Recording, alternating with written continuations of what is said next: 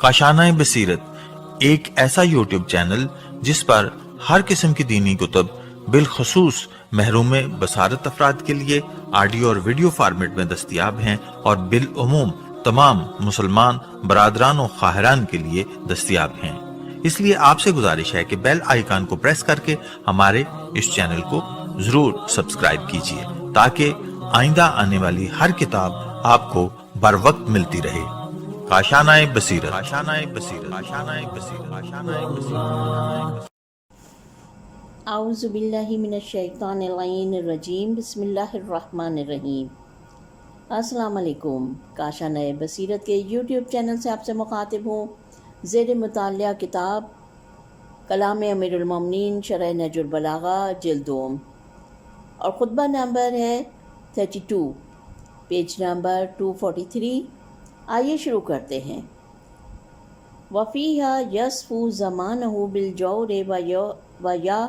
व यक़सिमुन्नास फ़ीही ख़म्सता अस्नाफ़िन सुम्मा युज़हदु फ़िद्दुनिया।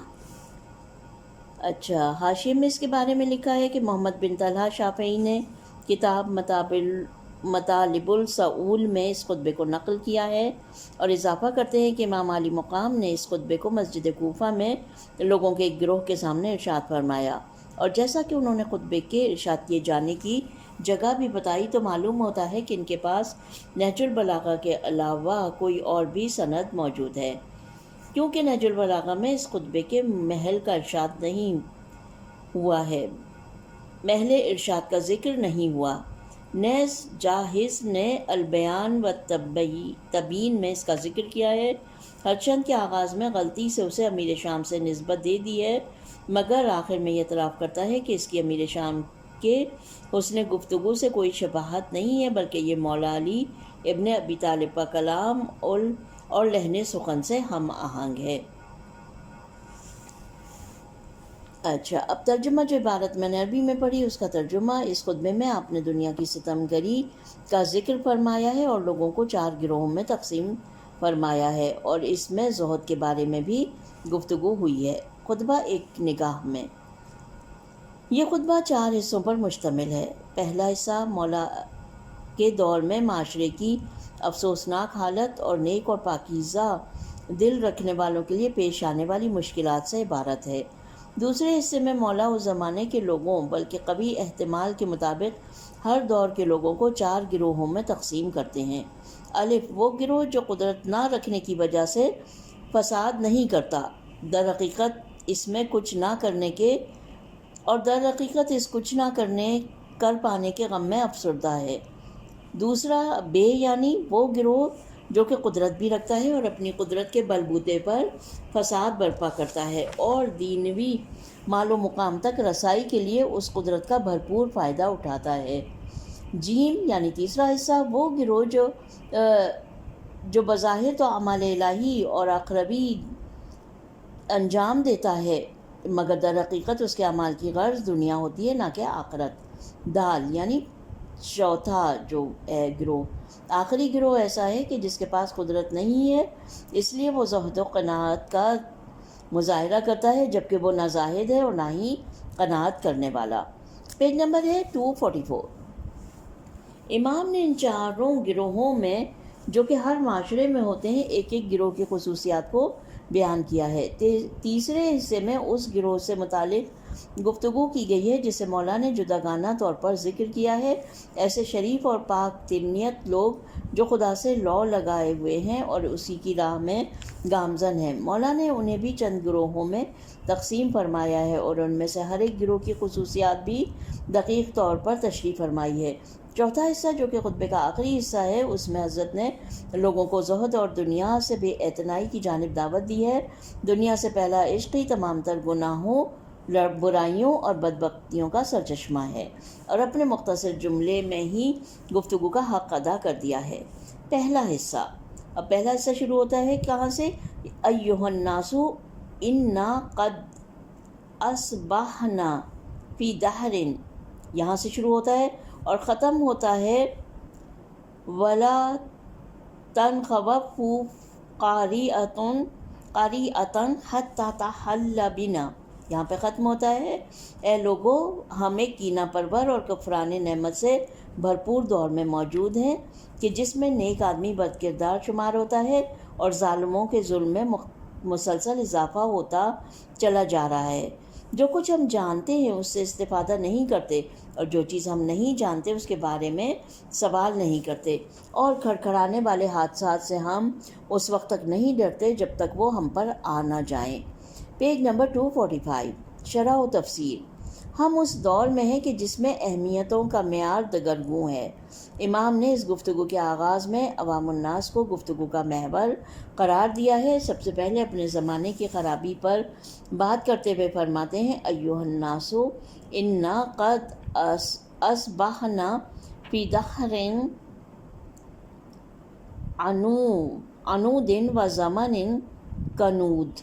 اے لوگو، ہم ایک کینہ پرور اور کفران نعمت سے بھرپور دور میں موجود ہیں۔ ظاہری بات ہے کہ زمانے سے مراد اور زمانے سے مراد روز و شب اور ماہ و سال تو نہیں ہے، کیونکہ یہ چیزیں کوئی اچھائی یا برائی اور کفران نعمت اور کینہ پروری تو رکھنے سے نہیں، بلکہ یہ زمانے کے لوگ ہوتے ہیں جو اپنے دور اور زمانے کو ایسا رنگ دیتے ہیں، اور جہاں کہیں بھی زمانے کی اچھائی یا برائی کی بات ہوتی ہے تو اس کا مقصد یہی ہوتا ہے، ورنہ نہ تو چاند اور سورج کی تابش میں کوئی تغیر ظاہر ہوا ہے اور نہ ہی چاند کی سورج کے گرد گردش میں کوئی فرق نمایاں ہوا ہے۔ بارش بھی اپنی نہج پر برس رہی ہے اور زمین بھی اپنی برکات سے جہاں انسانیت کو نواز رہی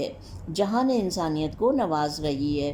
یہ ایک زمانے کے لوگوں کے بدنما چہرے اور ان کے سیاہ اعمال ہیں جو زمانے کے چہرے کو بدنما بنا دیتے ہیں۔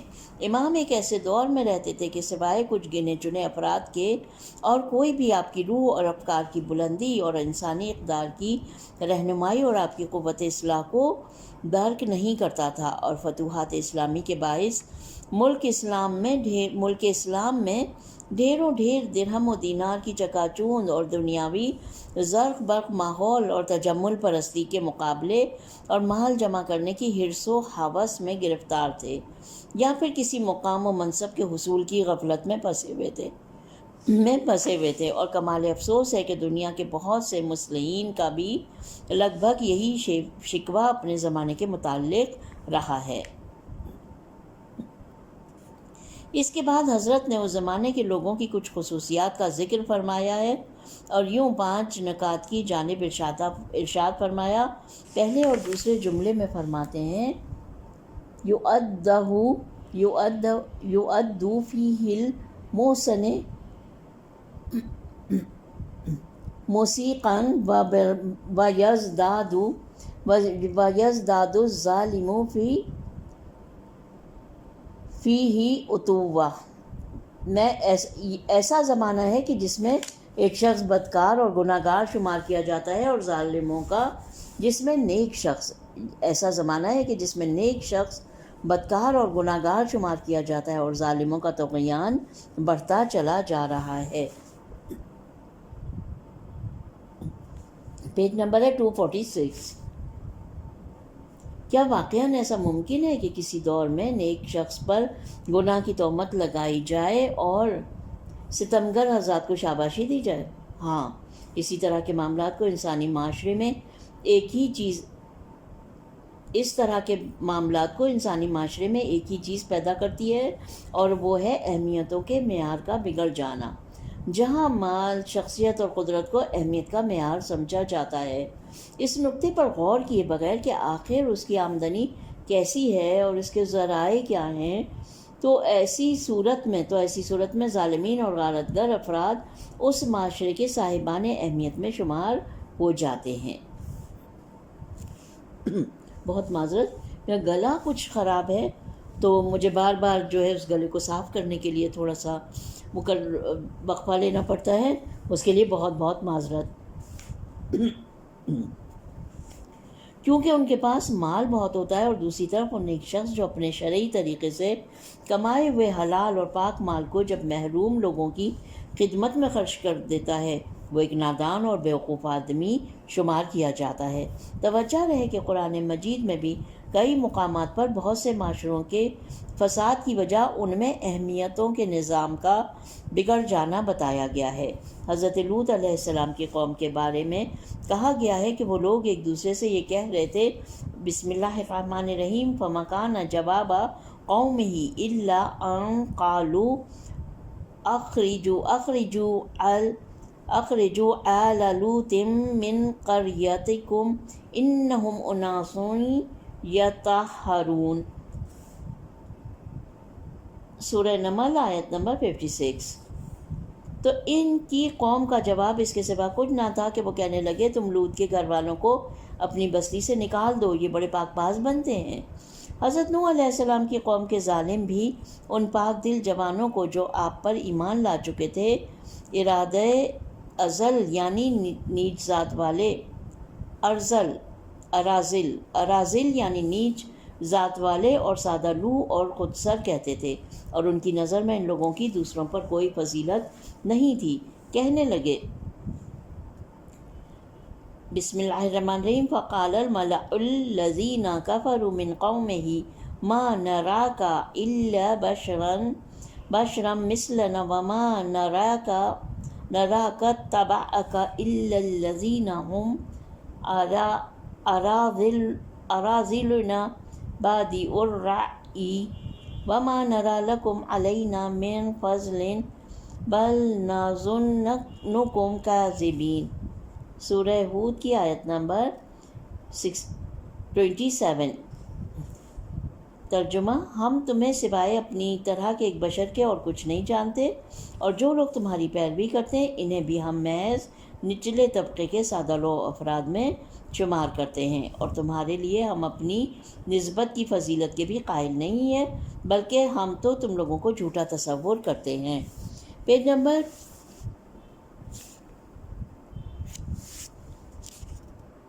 247۔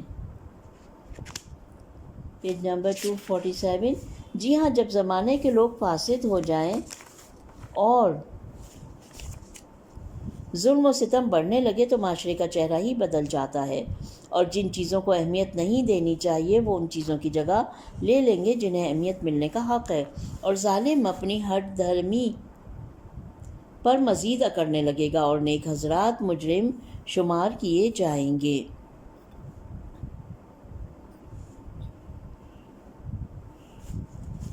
اور معاشرے کے حساس مراکز سے دور ہو جائیں گے۔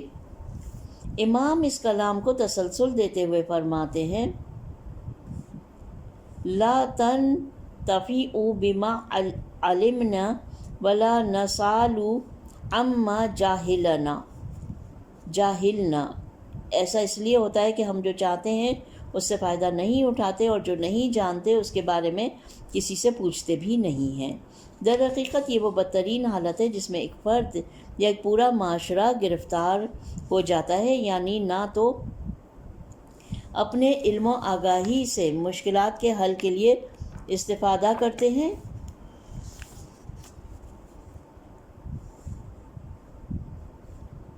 اور نہ ہی اپنے جہل و نادانی کو دور کرنے کی کوشش کرتا ہے۔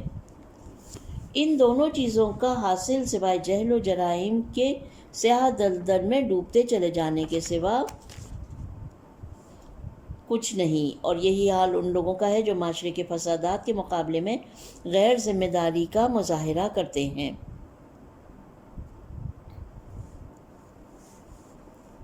اور اپنے لیے تو کسی چیز کو بھی فرض اور وظیفے کے طور پر قبول ہی نہیں کرتے، اب چاہے یہ انکار اصلاح سے نا امید ہونے کی وجہ سے ہو یا پھر خود بھی انہی فسادات اور قصادتوں میں گر جانے کی وجہ سے ہو۔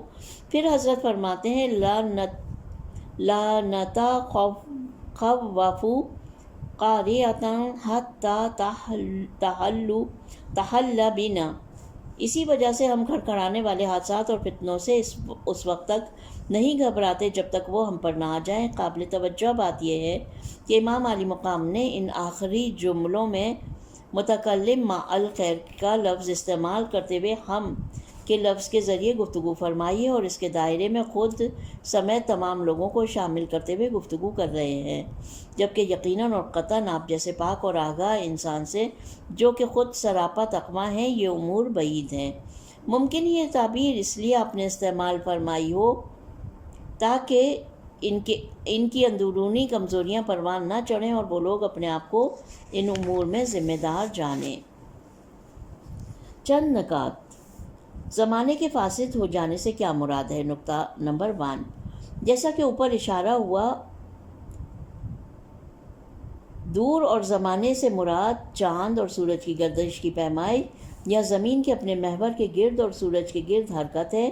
ان میں اصلاح یا فساد کا کوئی پہلو نہیں ہے۔ Page number 248۔ تمام زمانے ذاتی طور پر یکساں ہیں۔ در حقیقت یہ کہ جو زمانے کے افراد اور حوادث میں جو زمانے کے رنگ ڈھنگ کو بدل دیتے ہیں اور یہ مختلف در حقیقت یہ کہ جو زمانے کے افراد اور حوادث ہیں جو زمانے کے رنگ ڈھنگ کو بدل دیتے ہیں اور یہ مختلف قسم کے حادثات اور زمانے کو حسین یا بدصورت بنا دیتے ہیں اور زندگی کو تلخ یا شیریں بنا دیتے ہیں۔ لہٰذا جب کبھی یہ کہا جائے کہ زمانہ خراب ہو گیا ہے تو اس کا مطلب یہ ہوتا ہے کہ ہمارے زمانے کے لوگ خراب اور فاسد ہو گئے ہیں۔ یہ بات مکان یعنی جگہ کے لیے بھی اسی طرح سے ہے، یعنی جب یہ کہا جائے کہ فلاں شہر یا فلاں ملک خراب ہو گیا ہے تو اس کا مطلب یہ ہے کہ وہاں کے لوگ خراب ہو گئے ہیں۔ بہت سے لوگ ان تعبیرات سے غلط استفادہ کرتے ہیں اور زمانے یا جگہ کی خرابی کو اپنے بگڑنے کا بہانہ بنا لیتے ہیں۔ جب کہا جاتا ہے کہ آخر کیوں ایسی گندگیوں میں تم اور تمہارا گھرانہ گرفتار ہے تو کہتے ہیں کیا کریں، زمانہ خراب ہے، ہمارا شہر اور علاقہ خراب ہے، جبکہ اس کے بگاڑ کی وجہ وہ خود اور ان کے جیسے دوسرے افراد ہوتے ہیں، شہر، دیار یا زمانہ نہیں۔ یہ بات ان اشعار میں خوب اچھی طرح وضاحت کے ساتھ بیان کی گئی ہے، جنہیں حضرت عبد المطلب جد رسول اللہ صلی اللہ علیہ وسلم سے نسبت دی گئی۔ میں ترجمہ پڑھ رہی ہوں۔ لوگوں میں سے ہر ایک شخص اپنے زمانے کو معیوب دکھاتا ہے، جبکہ ہمارا زمانہ ہمارے سوا کوئی عیب نہیں رکھتا۔ ہم اپنے زمانے پر انگلی اٹھاتے ہیں جبکہ عیب خود ہمارے اندر ہے، اور اگر زمانے کو زبان مل جائے تو وہ ہمارا ہی مذاق اڑائے گا۔ اس بات کی گواہی یوں دی ہے کہ بھیڑیا کبھی بھیڑیے کا گوشت نہیں کھاتا، مگر ہم لوگ ایک دوسرے کا گوشت کھاتے ہیں۔ اور اس کے لیے ریفرنس ہے عیون الاخبار الرضا اور بحار الانوار سے نقل ہوا، جلد نمبر 49 پیج نمبر 111۔ ہم پہنچ گئے پیج نمبر 249 پر۔ نقطہ نمبر 2 ہے اہمیتوں کا معیار، دگرگوں ہونے کا نتیجہ۔ ایک اہم مسئلہ جو کہ انسانی معاشرے کی تقدیر پر اثر انداز ہوتا ہے مگر بہت سے لوگ اس سے غافل ہیں، وہ ہے اہمیتوں کے معیار کا مسئلہ۔ ہم اس کی وضاحت یوں کرتے ہیں کہ ہر معاشرے کی حرکت کا راستہ ان قدروں اور اہمیتوں کی جانب ہوا کرتا ہے جنہیں اس معاشرے میں بڑی اہمیتوں کے حوالے سے پہچانا جاتا ہے۔ اب اگر جن چیزوں کو اہمیت نہیں دینی چاہیے وہ چیزیں کسی بھی وجہ سے ان چیزوں کی جگہ لے لیں جنہیں اہمیت دینی چاہیے تو نتیجتاً پورا معاشرہ اسی طرف چل پڑتا ہے جسے اہمیت نہیں دینی چاہیے۔ یہ جو ہم کہتے ہیں کہ پورا معاشرہ، تو اس سے مقصد یہ ہے کہ معاشرے کے زیادہ تر افراد کا اس طرف چل پڑنا، جیسا کہ کسی بڑی سی نہر کی سطح پر کچھ پتے پڑے ہوئے ہوں اور اس پانی کی ہمراہ حرکت کی حالت میں ہو، ورنہ ہمیشہ ہر معاشرے میں مومن اور اہل فکر و تدبر حضرات رہے ہیں جنہوں نے ایسے فاسد اور غلط معاملات کا مقابلہ کیا اور اکثر ان معاشروں کے راستوں کو ہی بدل ڈالا اور غلط راہ سے صحیح راہ پر لے آئے۔ لہٰذا اگر کسی معاشرے میں سب سے زیادہ اہمیت پیسے کو دی جاتی ہے تو ظاہر سی بات ہے کہ اس معاشرے کے زیادہ تر افراد حلال و حرام میں فرق کیے بغیر صرف دولت اور پیسہ جمع کرنے میں لگ جائیں گے۔ اصولاً انسان شخصیت کا طالب ہے اور اس کے حصول کے لیے کافی کوششیں کرتا ہے۔ اب اگر کسی معاشرے نے اس انسان کو ایک بری شخصیت اور جھوٹے کردار کا نمونہ عمل اہمیتوں کے معیار کے تناظر میں قرار دے دیا تو وہ اسی جانب چل پڑے گا۔ زیادہ تر نوجوان نام کی تلاش میں ہیں اور ہیروز کو پسند کرتے ہیں۔ اگر معاشرے کے ہیرو مثال کے طور پر ہنر پیشہ افراد ہوں یا ورزش اور کھیل کود کے میدان میں ہیرو ہوں تو جائے تعجب نہیں ہے کہ نوجوان طبقے کے افراد ہر چیز میں، حتیٰ کہ کپڑوں میں اور رنگ ڈھنگ میں، یہاں تک کہ چلنے پھرنے کے انداز میں بھی انہی کی تقلید کرنے لگیں۔ اور اگر علماء اور دانشوروں کا طبقہ ہیرو اور نمونہ عمل شمار کیا جائے تو عوام کا رجحان بھی علم و دانش کی جانب بڑھ جائے گا۔ ایک مشہور قصہ عالم بزرگ شیخ بہائی علیہ رحمہ سے نقل ہوا ہے کہ انہیں ان کی کثیر علمی خدمات کے باعث نذرانے کے طور پر شاہ عباس صفوی کی جانب سے کچھ تحائف دیے جانے تھے۔ چنانچہ شیخ نے یہ پیشکش کی کہ ان کا تحفہ یہ ہونا چاہیے کہ وہ بادشاہ کی مخصوص سواری پر بیٹھیں اور بادشاہ ان کی رکاب میں پیدل چلے۔ کچھ گلیوں اور سڑکوں کی مسافت اسی انداز میں عوام الناس کی نظروں کے سامنے طے کرے۔ در حقیقت وہ اپنے اس عمل سے لوگوں کو یہ دکھانا چاہتے تھے کہ قدروں کا نظام علم و دانش کی رکاب کا خدمت گزار ہے۔ کہتے ہیں کہ اس واقعے کے بعد سے نوجوانوں کا مدارس اور اسکولوں کی جانب رجحان پہلے سے کہیں زیادہ بڑھ گیا۔ قبل از اسلام معاشرتی نظام کی اہمیت اس جملے کی مصداق تھی: بِأَرْضٍ عَالِمُهَا مُلْجَمٌ وَجَاہِلُهَا مُكْرَمٌ۔ ایسی سرزمین میں رہتے تھے کہ جس کا عالم جبراً منہ بند کیے بیٹھا ہوتا تھا اور اس کے جاہل افراد حاکم ہوتے تھے۔ نہج البلاغہ خطبہ نمبر 2۔ وہ معاشرہ ابو جہل اور ابو سفیان جیسے ہیروز کی پرورش کرتا تھا، مگر جب اہمیتوں اور اخلاقی قدروں کا معیار و محور اسلام اور قرآن کے حکم کے مطابق تقویٰ قرار پایا اور قرآن نے آواز دی: انما اکرمکم عند اللہ اتقاکم، یہ آواز ہر سو پھیل گئی تو وہ جھوٹے کردار اور وہ باطل ہیروز گویا ایسے ہو گئے جیسے گرمیوں میں برف پگھل جاتی ہے، اور پھر الحمدللہ ان کی جگہ ابو ذر جیسے کرداروں نے لے لی۔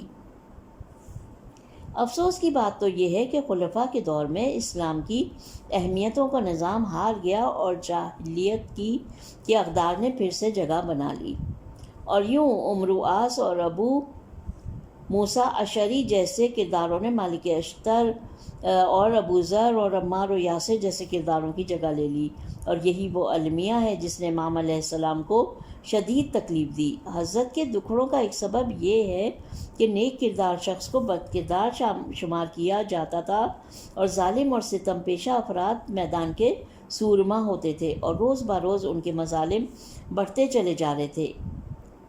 امام فلک جناب کا نہج البلاغہ میں ذکر شدہ ان تمام تر بیانات اور خطبوں کے ارشادات سے مقصد صرف یہی تھا کہ رسول اکرم کے دور کا سارا نظام اقتدار بحال ہو جائے اور برقرار رہے، ہرچند کہ آپ کے اور اس مقصد کے درمیان شہادت حائل ہو گئی۔ خطبے کا دوسرا حصہ اور پیج نمبر ہے 251۔ ابتدا ہوتی ہے اس دوسرے حصے کی: وَالنَّاسُ عَلَىٰ أَرْبَعَةِ أَصْنَافٍ مِّنْهُمْ، اور ختم ہوتا ہے یہ اس پہ اہل زیادتی وَلَيْسَ مِن ذَلِكَ فِي مَرَاهٍ وَلَا مَغْدَةٍ۔ اور فاسد لوگ 4 قسم کے ہیں۔ ایک گروہ ایسا ہے کہ اگر وہ فساد سے اپنے ہاتھوں کو آلودہ نہیں کر رہا تو صرف اس لیے کہ وہ اس گروہ کے لوگوں کی روح ناتواں اور ان کی تلوار کند ہے۔ جی ہاں، وہ لوگ فساد کرنے کے معاملے میں بڑے پائے کے تیراک ہیں، مگر انہیں تیرنے کے لیے سمندر جو نہیں ملتا۔ دوسرا گروہ ان لوگوں کا ہے جن کی تلواریں کھچی ہوئی ہیں اور انہوں نے اپنی شرانگیزی اور فساد طلبی کو آشکار کیا ہوا ہے اور اپنے سواروں اور پیادوں کے لشکر کو اس کام کے لیے چارسو پھیلایا ہوا ہے۔ انہوں نے اپنے باطن کو ظلم و فساد کے لیے تیار کر رکھا ہے اور اپنے دین کو تباہ کر ڈالا ہے۔ ان کا ہدف یہ ہے کہ مال دنیا سے کچھ حاصل کر سکیں یا کسی گروہ کی سرداری پالیں یا کسی ممبر پر چڑھ جائیں اور لوگوں کی پیشوائی کا لبادہ اوڑھ لیں اور ان کے لیے جھوٹے خطبے پڑھیں۔ ایسے فسادی اور طغیان گر انسان تم نے اپنے لیے کتنی بری تجارت کو چن لیا ہے اے فسادی اور طغیانگر انسان، تم نے اپنے لیے کتنی بری تجارت کو چن لیا ہے۔ دنیا کو اپنا معاوضہ اور قیمت سمجھ بیٹھے ہو اور اسے اپنی اس اجر و پاداش کے بدلے مول لیا ہے جسے خدا نے تمہارے لیے مقرر فرمایا ہے۔ ایک اور گروہ کے لوگ وہ ہیں جو دنیا کو آخرت کے کاموں کے بدلے طلب کرتے ہیں، بجائے اس کے کہ وہ آخرت کو دنیا کے عمل سے طلب کریں۔ یہ لوگ ریاکاری کر کے اپنے دین کو دنیا کے بدلے بیچ دیتے ہیں، اور جسے حاصل نہ کر سکے اسے وہ ظلم و جور سے حاصل کر لیتے ہیں اور دھوکے سے طلب کرتے ہیں۔ اس ہدف تک پہنچنے کے لیے اپنے آپ کو متواضع ظاہر کرتے ہیں، چھوٹے قدم اٹھاتے ہیں اور اپنے دامن کو ظاہراً دنیا کی آلودگی سے بچانے کے لیے سمیٹ لیتے ہیں اور اپنے آپ کو امانت داروں کے زیور سے آراستہ کر دیتے ہیں، اور ایک جملے میں خدا کی ستاریت کو اپنے معاصی کا وسیلہ قرار دیتے ہیں۔ اور چوتھا گروہ ان لوگوں کا ہے جن کی حقارت اور ناتوانی اور ضروری وسائل کے نہ ہونے نے انہیں جاہ و حشم تک پہنچنے سے روکا ہوا ہے، جبکہ فساد کے معاملے میں وہ دیگر مفسدوں سے کچھ کم نہیں ہے، لیکن وہ اس حقیقت کا ہرگز اعتراف ہی نہیں کرتے، بلکہ اپنے آپ کو قناعت کے زیور سے آراستہ کیے بیٹھے ہیں اور زاہدوں کا لباس پہن رکھا ہے، جبکہ وہ کسی بھی وقت نہ دن میں اور نہ رات میں پارسا لوگوں کی صف میں تھے۔ یہ چار گروہ سب کے سب فسادی ہیں اور سب ہی خطرناک ہیں، ہر چند کہ یہ لوگ مختلف چہروں میں ظاہر ہوتے ہیں۔ شرح و تفسیر۔ لوگوں کے چار گروہ ہیں۔ خطبے کے اس حصے میں امام عالی مقام نے دنیا طلب افراد کی ایک دقیق تقسیم فرما کر انہیں چار گروہوں میں تقسیم کیا ہے۔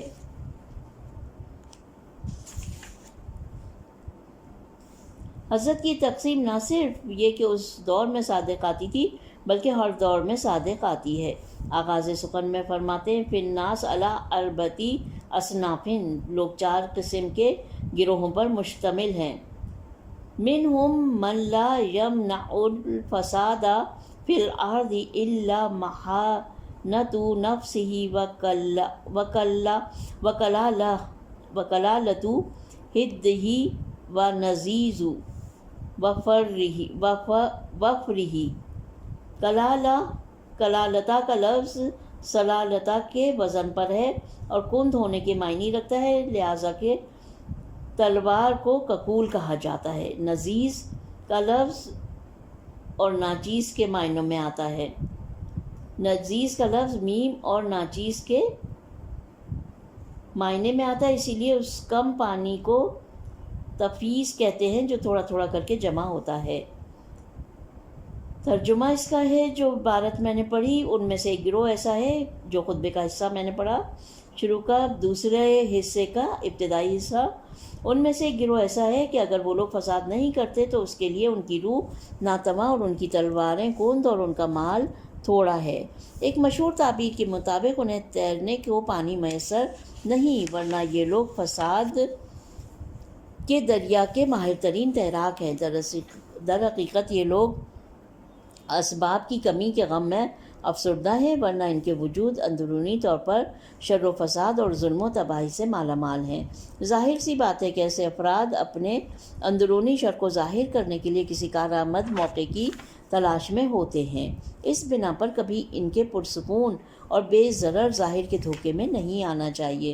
معاشرے کے الہی رہبروں کو ان کی شناخت کر لینے کے بعد ان پر دھیان رکھنا چاہیے کہ کہیں انہیں فساد کے موقع نہ مل جائیں، کیونکہ ممکن ہے ان کی شر انگیزیاں معاشرے کے بڑے فسادات کا باعث بن جائیں۔ قرآن مجید اس گروہ کی جانب اشارہ کر رہا ہے۔ بسم اللہ الرحمن الرحیم وَمِنَ النَّاسِ مَن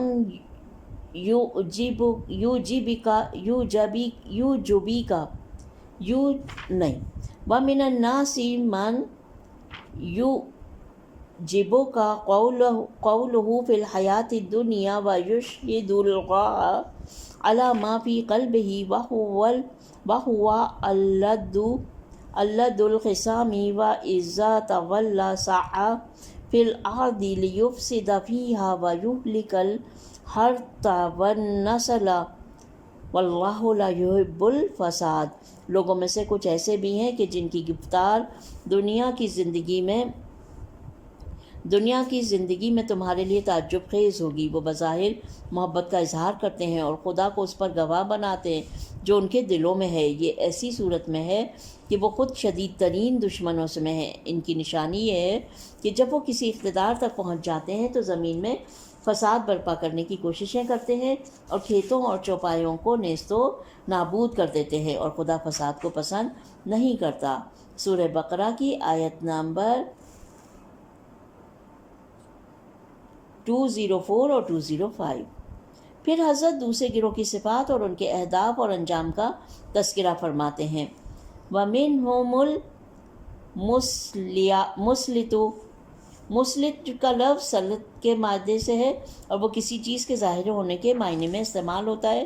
سیف اور سلط سے مراد کھینچی ہوئی اور صیقل کی ہوئی تلوار، اور مسلط اس شخص کو کہتے ہیں جو اپنی تلوار کو کھینچے ہوئے ہو. اس کا ترجمہ پڑھتے ہیں ہم. ابتدا کے لفظ میں نے پڑھی. دوسرے گروہ کی صفات اور ان کے اہداف اور انجام کا تذکرہ فرماتے ہوئے حضرت فرماتے ہیں تو کیا کہتے ہیں؟ وَمِنْهُمُ الْمُسْلِطُ لِسَيْفِهِ وَالْمُعْلِنُ. یہاں سے ابتدا ہو رہی ہے. دوسرا گروہ ان افراد سے عبارت ہے جس کی تلواریں کھنچی ہوئی ہیں اور انہوں نے اپنی شر انگیزی اور فساد طلبی کو آشکار کیا ہوا ہے، اور انہوں نے اپنے لشکر فساد کے سواروں اور پیادوں کو اس مقصد کے لیے جمع کر کے چار سو پھیلا دیا ہے. اس کے آگے ارشاد فرماتے ہیں مولا قد اشرتا نفسہ او بقا دینہی. اشرت کا لفظ شرط کے مادے سے ہے اور علامت کے معنی میں ہے، اور اوپر کی عبارت اس حقیقت کو بیان کرنے والی ہے کہ اس نے اپنے آپ کو فساد و ہلاکت کے لیے آمادہ کیا ہوا ہے، اور گویا اس نے اپنے اس مقصد کے لیے علامت واضح کر دی ہے. ابیق کا لفظ بیق کے مادے سے ہے اور ہلاکت کے معنی رکھتا ہے. اس بنا پر او بقا کے مطلب ہلاک کیا ہے. ترجمہ: انہوں نے اپنے باطن کو ظلم و فساد کے لیے آمادہ کر دیا ہے اور اپنے دین کو تباہ کر ڈالا ہے. مگر ان کا ہدف کیا ہے؟ ان کا مقصد اور ہدف وہی ہے جس کی جانب امام نے اشارہ فرمایا ہے. لی ہوتامن.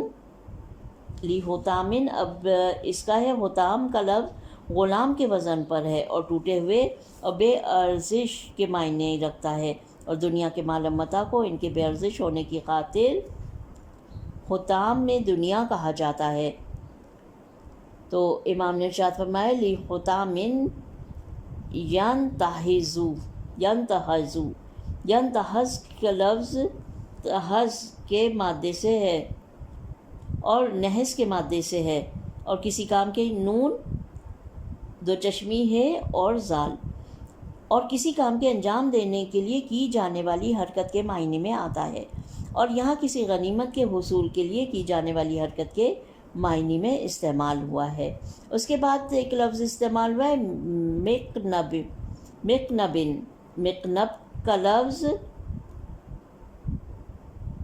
بہور یا مجوز. مجھے یہ بالکل واضح طور پہ نظر نہیں آ رہا ہے تو اس لیے میں اس کو بہت پراپر نہیں شاید پڑھ سک رہی ہوں. منقب کا لفظ میم خے واو رے، جو مجھے سمجھ میں آ رہا ہے کہ تھوڑا سا یہ مٹا ہوا ہے کہ وزن پہ ہے، اور یہ اچھا مینلی کیا ہے کہ یہ دراصل گھوڑوں کے ریوڑ کے معنی میں ہے اور اوپر کے خطبے میں لوگوں کے گروہ کے معنی میں آیا ہے. شاید مقنب کی تعبیر سے مراد اس گروہ کی بے خبری ہو. یقودہ او مدبر یفرع. اب یفرع کا لفظ جو ہے فرع کے مادے سے ہے اور کسی شے کے بالائی حصے کے معنی رکھتا ہے، اور اوپر کی عبارت میں منبر کے اوپر چڑھنے اور عوام کے محل ارشاد پر لگانے کے معنی میں آیا ہے. अच्छा, अब तर्जुमा पढ़ते हैं। इनका हदफ यह है कि दुनिया के माल में से कुछ हासिल कर ले या किसी गिरोह की फरमा रवाई कर सकें या किसी मिंबर पर बैठ जाएं और लोगों की पेशवाई का लिबास पहनकर उनके लिए झूठे खुतबे पढ़ें। और यूँ मौला कायनात इन मुख्तसर जुमलों के ज़रिए उनके ज़ाहिरी अमाल को भी बयान फरमाते हैं और उनके बातनी फसाद और उनके पस्त और बुरे अहदाफ की भी निशानदेही फरमा रहे हैं। दर हकीकत ऐसे लोग अपनी तमाम तर कोशिशों को इस पर सर्फ करते हैं कि वो कारून या फ़िरौन या सामरी बन सकें।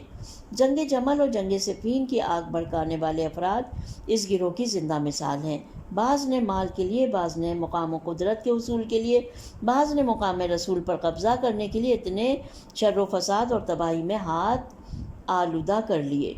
फिर इमाम ने उनके अंजाम के नुक्ते की तरफ इशारा करते हुए फरमाया है, तर्जुमा पढ़ रही हूँ मैं यहाँ पर, कितनी बुरी तिजारत है ये जो तूने अपने लिए की है। दुनिया को अपनी कीमत समझते हो और इसे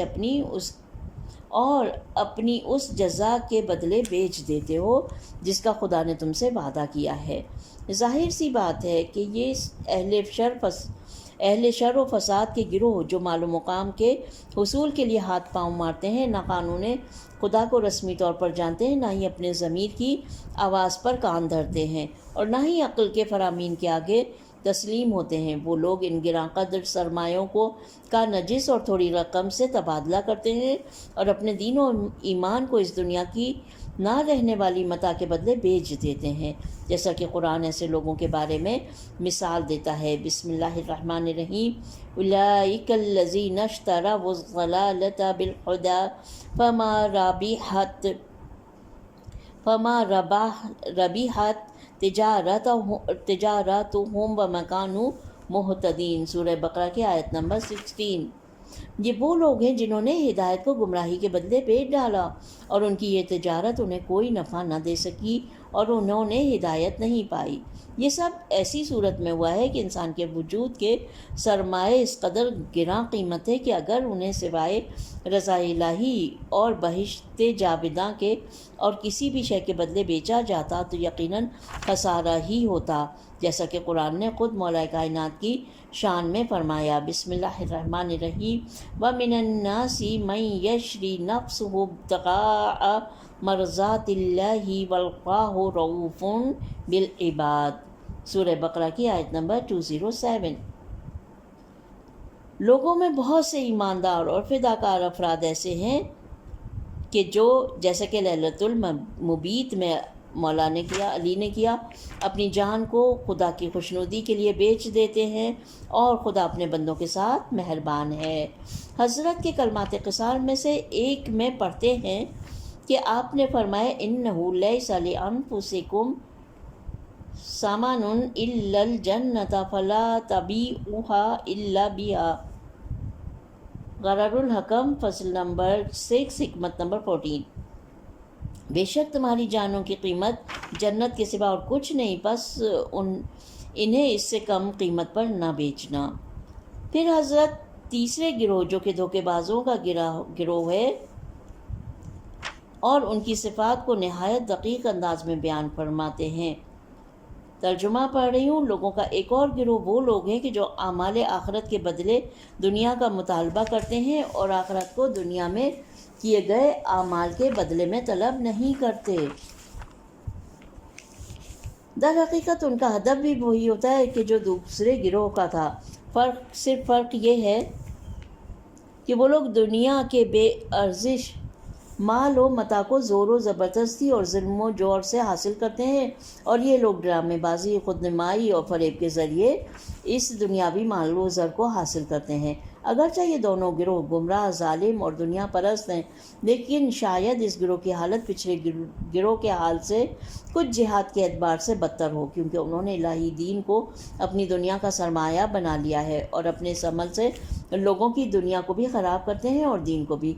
फिर हज़रत इनके हालात की तशबीह फरमाते हैं जिसे आपने 5 जुमलों में बयान फरमाया है। तर्जुमा, अपने आप को तवाज़े करने वाला ज़ाहिर करते हैं, छोटे छोटे कदम उठाते हैं और यूँ अपने आप को बावकार ज़ाहिर करते हैं। अपना दामन ज़ाहिरन दुनिया की आलूदगियों से बचाने के लिए समेटते हैं और अपने आप को अमानतदारों के ज़ेवर से आरास्ता करते हैं और एक जुमले में خدا کی ستاریت کو معصیت کا وسیلہ قرار دیتے ہیں۔ جی ہاں، ایک متواضع اور ایک جھوٹے وقار اور اطمینان و سکون کا اظہار کرتا ہے، اور دنیا سے اور جو کچھ دنیا میں ہے اس سے ظاہراً بے اعتنائی دکھاتا ہے، اپنے آپ کو صالحین کا رنگ دے رکھا ہے اور خدا کے ستار العیوب ہونے کا غلط فائدہ اٹھاتا ہے اور معصیت اور نافرمانیوں کی راہ میں قدم اٹھاتا رہتا ہے۔ ممکن ہے کہ یہ گروہ ظاہراً خدا اور روز قیامت پر ایمان بھی رکھتا ہو، مگر یقیناً ان دو اہم اصلوں پر ایمان ان کے وجود کی گہرائیوں میں نفوذ نہ کر پایا ہو، ورنہ یہ کیسے ممکن تھا کہ وہ لوگ اس قدر قیمتی دولت کو اتنی ہلکی اور بے قیمت چیز کے بدلے بیچ دیں۔ اس وجہ سے احادیث میں آیا ہے کہ ریاکاروں کو قیامت کے دن جب پردے اٹھا دیے جائیں گے اور اصلی چہرے سامنے آ جائیں گے، انہیں اے کافر، اے فاجر، اے عہد شکن، اے خسارہ اٹھانے والوں کے نام سے پکارا جائے گا، اور انہیں کہا جائے گا تمہارے اعمال برباد ہو گئے۔ میں ترجمہ پڑھ رہی ہوں۔ تمہارے اعمال بیکار برباد ہو گئے اور تمہارا اجر و ثواب کچھ نہیں، اور آج تمہارے لیے کوئی راہ نجات نہیں رہی۔ جاؤ اپنے اعمال کا اجر اس سے لو جس کے لیے تم یہ اعمال انجام دیتے رہے۔ بے شک یہ گروہ دوسرے گروہوں کی طرح صرف مولا علی کے دور میں ہی نہ تھا، بلکہ ہمیشہ اور ہر معاشرے میں تھا اور ہے، اور اس گروہ کے لوگ دنیا اور دین اور دنیا کو دوسرے گروہوں کی نسبت زیادہ خطرہ درپیش ہے۔ اس گروہ سے لوگوں کے دین اور دنیا کو دوسرے گروہوں کی نسبت زیادہ خطرہ درپیش ہے، اسی لیے حق کی پیروی کرنے والوں کو ان سے ہوشیار رہنا چاہیے اور ان کے جال میں پھنسنا نہیں چاہیے۔ خوشی کی بات تو یہ ہے کہ ان جیسے لوگوں میں سے بہت سے افراد عملی طور پر اپنے آپ کو رسوا کر دیتے ہیں، اور جب دین اور دنیا کے دوراہے پر پہنچتے ہیں تو فوراً دنیا کو اختیار کر لیتے ہیں اور خدا کے دین سے دور ہو جاتے ہیں، اور مخلوق کی رضا حاصل کرنے کے لیے خداوند عالم کی ناراضگی اور غضب مول لیتے ہیں تاکہ دنیا سے کچھ وقتی فائدہ اٹھا سکیں۔ ان کے افکار محدود، ہمتیں پست، روح آلودہ اور باطن پلید ہوتا ہے، اور یہ ہمیشہ دو روئی اور نفاق کے حامل ہوتے ہیں۔ اس موضوع کو آگے بڑھاتے ہوئے مولا چوتھے گروہ کی جانب قدم بڑھاتے ہیں، جو کہ وہی جھوٹے زہد و پارسائی کا ڈرامہ رچانے والوں کا گروہ ہے، اور فرماتے ہیں وَمِنْهُمْ مَنْ أَقْعَدَهُ، اور اس طرح سے شروع ہو رہا ہے اور ختم وہاں پہ ہو رہا ہے وَلَيْسَ مِنْ ذَلِكَ فِي مَرَاحٍ وَلَا مَقْدَةٍ۔ ان میں سے ایک گروہ ایسا ہے جنہیں حقارت، ناتوانی اور ضروری وسائل کے نہ ہونے نے بلند مرتبہ تک پہنچنے سے روک دیا ہے، جبکہ وہ دوسرے فاسدوں اور مفسدوں سے کچھ کم نہیں ہیں، مگر ہرگز اپنی اس ناتوانی اور اندرونی ضعف کا اعتراف نہیں کرتے۔ انہوں نے خود کو قناعت کے زیور سے آراستہ کیا ہوا ہے اور اہل زہد کا لباس زیب تن کیا ہوا ہے، جبکہ وہ لوگ بھی نہ دن میں اور نہ ہی رات میں سچے اور پارسا افراد کی صف میں تھے۔ یہاں پہ جو لفظ استعمال کیا گیا ہے سعولتا، میں نے پڑھا نہیں سعولتا، میں نے کیونکہ پوری عبارت نہیں پڑھی، میرے خیال میں مجھے پوری عبارت پڑھنی چاہیے عربی میں تاکہ پھر الفاظ کے معنی بیان کر سکوں۔ وَمِنْهُمْ مِنْ أَقْعَدَهُ عَنْ طَلْبِ الْمُلْكِ زُؤُولَةُ نَفْسِهِ وَانْقِطَاعُ سَبَبِهِ فَفَقَرَتُهُ الْحَالُ عَلَى حَالِهِ فَتَحَلَّى بِاسْمِ الْقَنَاعَةِ وَتَزَيَّنَ بِلِبَاسِ أَهْلِ الزَّادَةِ وَلَيْسَ مِنْ ذَلِكَ فِي مَرَاحٍ وَلَا مَقْدَةٍ۔ اب اس میں سعولتا کا لفظ ضعف اور ناتوانی کے معنوں میں آیا ہے۔ مراح کا لفظ روح کے مادے سے، اور اس کا مطلب آمد و رفت کی جگہ یا آمد و رفت کا وقت ہے۔ مقدی کا لفظ غدا کے مادے سے ہے، اور اس کا مطلب ہے وہ جگہ اور وہ وقت کہ جہاں سے صبح کو چوپائے باہر جاتے ہیں، اور بعض نے یہ کہا ہے کہ مقدی سے مراد دن میں جانوروں کی جگہ کو کہتے ہیں، جس کے بالمقابل مراح کا لفظ ہے، یعنی جانوروں کے رات کے سونے کی جگہ۔ اب آئیے آگے بڑھتے ہیں۔ ہم نے یہاں تک پڑھا تھا کہ انہوں نے زہد آخرت کو نہیں، انہوں نے خود کو قناعت کے زیور سے آراستہ کیا ہوا ہے، اور اہل زہد کا لباس زیب تن کیا ہوا ہے، جبکہ وہ لوگ کبھی بھی دن میں نہ رات میں سچے اور پارسا افراد کی صف میں تھے۔ دوسرے لفظوں میں یوں کہیں کہ وہ لوگ ایسے ضعیف اور کمزور افراد ہیں جو اپنی ناتوانی کو زہد و قناعت کے جھوٹے پردے سے چھپاتے ہیں اور اپنے نقطۂ ضعف کو نقطۂ قوت کے عنوان سے دکھاتے ہیں، جبکہ انہوں نے پارسائی اور قناعت کی بو بھی نہیں پائی ہے، اور اپنے باطن میں نہایت دنیا پرست اور شکست کھائے ہوئے ہیں۔ البتہ یہ گروہ دو اقسام پر مشتمل ہے، کبھی تو لوگوں کو فریب دینے کے لیے اور کبھی اپنے آپ کو بھی دھوکہ دے بیٹھتے ہیں، اور رفتہ رفتہ یہ یقین بھی کر لیتے ہیں کہ ہاں وہ پارسا اور زاہد ہیں، نہ کہ ضعیف و ناتواں۔ یہاں پر ہم اپنی آج کی ریڈنگ کو اختتام پذیر کرتے ہیں۔ کوشش تو میری یہ تھی کہ اس دوسرا جو حصہ ہے اس کو مکمل کر لیں اور پھر تیسرے حصے سے اگلے پارٹ میں شروع کریں، مگر یہاں پر اختتام کرتے ہیں، اور پروردگار عالم سے دعا ہے کہ ہماری اس کوشش اور اس کاوش کو قبول فرمائے۔ ربنا تقبل منا انک انت السمیع العلیم۔ اپنا بہت خیال رکھیے گا۔ خدا حافظ۔